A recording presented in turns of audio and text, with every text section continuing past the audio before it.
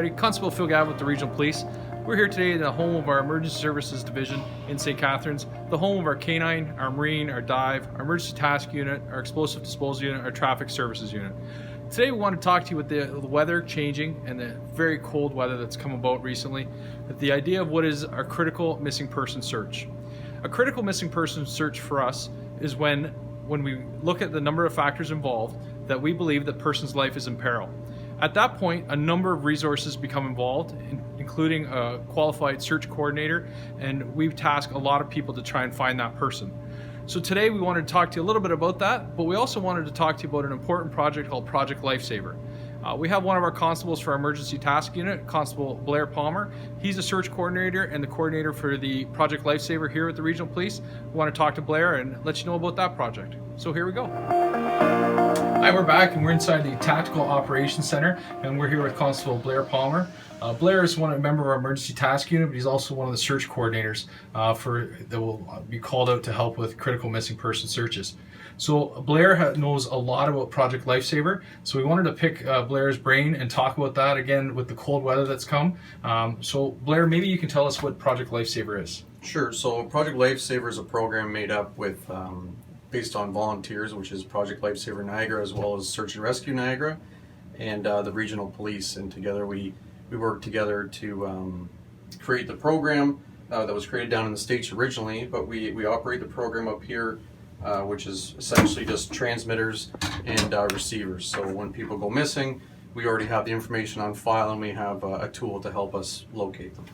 Very good. And so you mentioned a little bit, you're using transmitters, but do people register ahead of time? So like, how does the transmitter get to the person in need, or who would have that ahead of time? Perfect. So there's a sign-up process, which I guess we'll go over in a minute. But essentially, once you've signed up, you receive one of these transmitters. They come in various colors, and they're attached with a hospital bracelet. They've got a battery that lasts up to 45 days. We each exchange the batteries every 30 days. And they wear this specific to them with their own frequency number. Now, their own frequency number is because it's specific to them. Other people won't have it in the immediate area, which allows us to locate them a little bit better. Obviously, we use our tools in order to locate them. There's obviously a bunch of training in that goes along with that, but that's how we've come on doing it.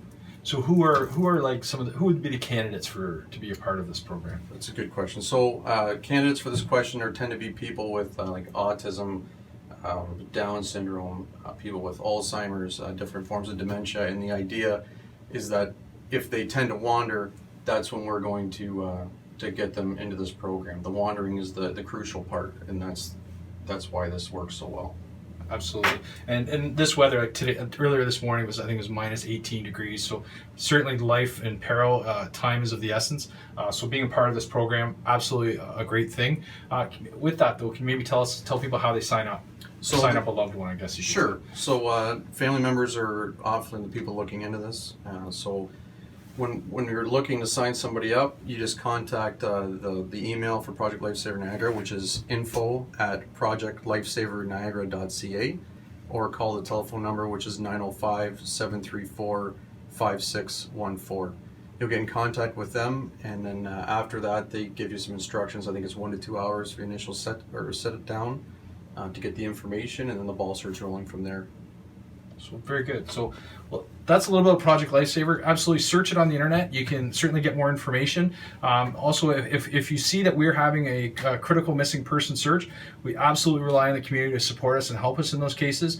Certainly you're going to see it on our social media.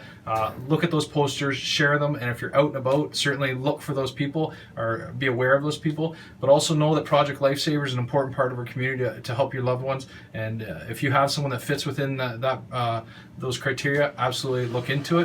Blair, thank you very much. Thank you. Happy holidays, folks. Take care.